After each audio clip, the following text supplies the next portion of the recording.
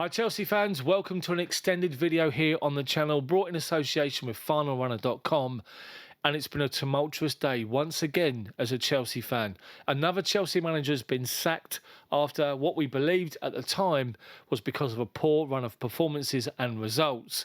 But as the days moved on, more has emerged about the whole situation regarding Thomas Tuchel and the ownership and the players, and you can see why they acted and how they did. This video is going to be talking about Tuchel and his time at Chelsea, the problems that we faced in the last couple of seasons, let's be honest, players such as Romelu Lukaku, tactical formations, and now the hot favourite, Graham Potter, the Brighton manager who's tipped to take over.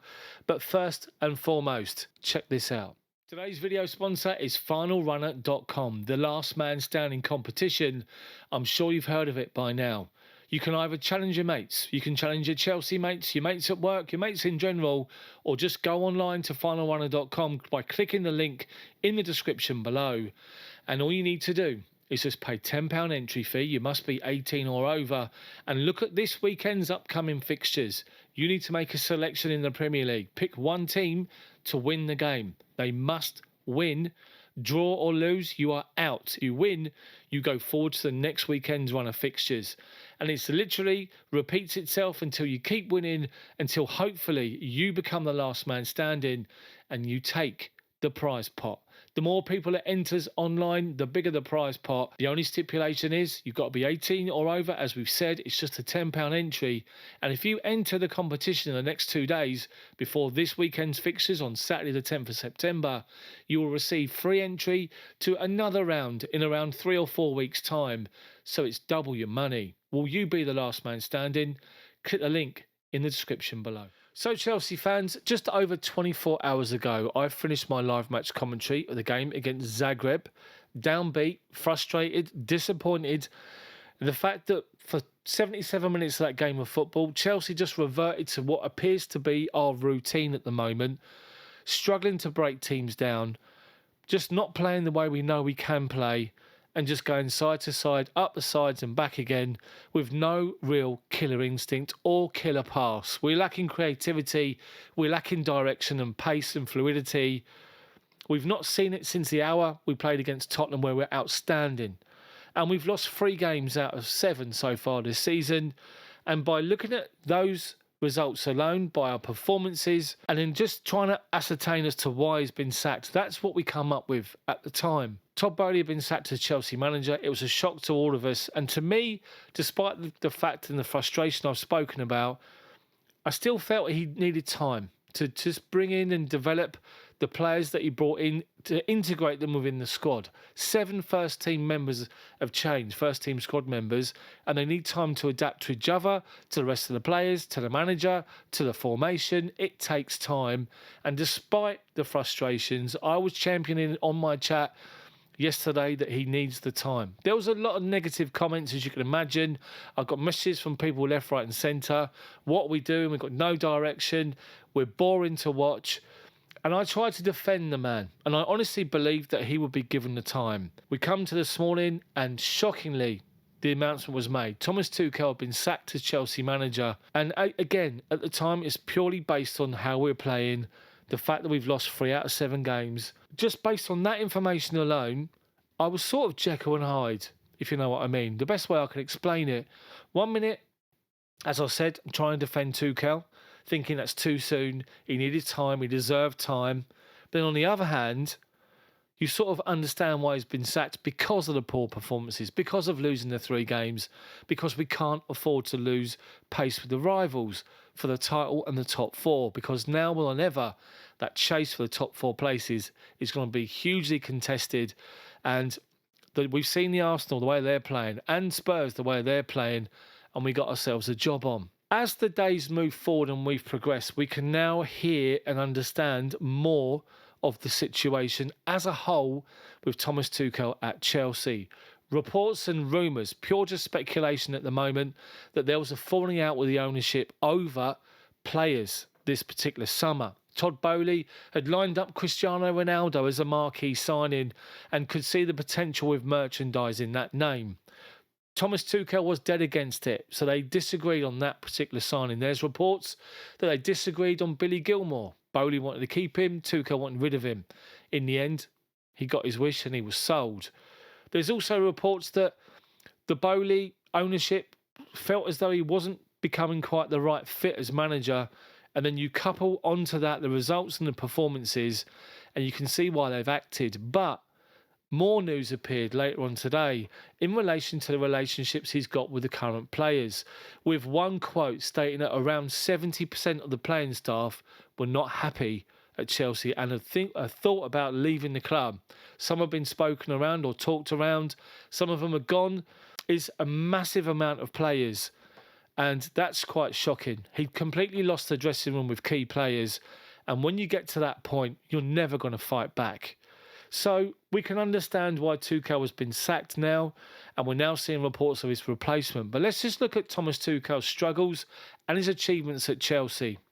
I've read a great article on Football London and explaining that Thomas Tuchel was the man for the cup run. He was the man for the one-off cup game, and he could rise and make his team rise to win those games. Think of the Champions League victory from out of nowhere, which we're all going to hold and cherish for the rest of our lives, where we beat Man City and Porto. Nobody expected it. We were the underdog, but we knew exactly what to do, and we got the job done. An outstanding achievement.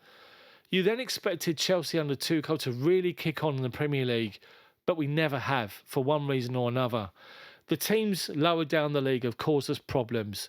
The formation has caused us problems with players trying to be sort of fitted into the formation rather than try and work a formation that suits the players. Square pegs round holes, as it were. You've got the situation with Romelu Lukaku coming back in, who's openly said that he's not a target man. He wants to play off another striker and drop deep to turn and run at defenders rather than play high and be a focal point. What happened at Chelsea? He was asked to be the opposite, to be the focal point, and it never fit.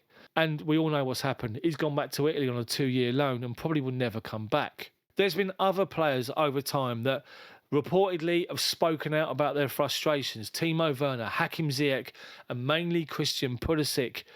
Those three were not happy. Timo Werner's left the football club, as we know, gone back to RB Leipzig. Hakim Ziyech and Christian Pulisic remain here, but you can tell they're way off. They're no confidence. They're not playing as they could. And once again, they're being asked to fit into a formation as number 10s that doesn't quite suit them naturally. Again, square pegs, round holes. But then you think of the cup runs we've had. We've won the Club World Cup. We've won the Super Cup, the Champions League. He's got to finals of the FA Cup and the League Cup. Thomas Tuchel knew how to deliver a performance on an individual day to get those cup runs going. It's just the Premier League where he's fallen down. And for me, it's been his resistance and reluctance to work on a different formation to try to suit the players. The performances are under par. There's no direction. And Thomas Tuchel's words yesterday after the game, talking about a lack of determination, a lack of desire, that's on him. It's up to him to motivate these players. But again, once you lose that dressing room, it's hard to come back. And you can't motivate the players if they've turned against you. It's only reports, but it's the main general consensus. He's lost the dressing room, which is why he had to go. We're always going to hold Thomas Tuchel close to our hearts because of the Champions League win, but we now understand the situation as a whole, that it was a situation that just had to be resolved. And credit to Todd Boehly and the new ownership to act and to sack him now and not let it rumble on.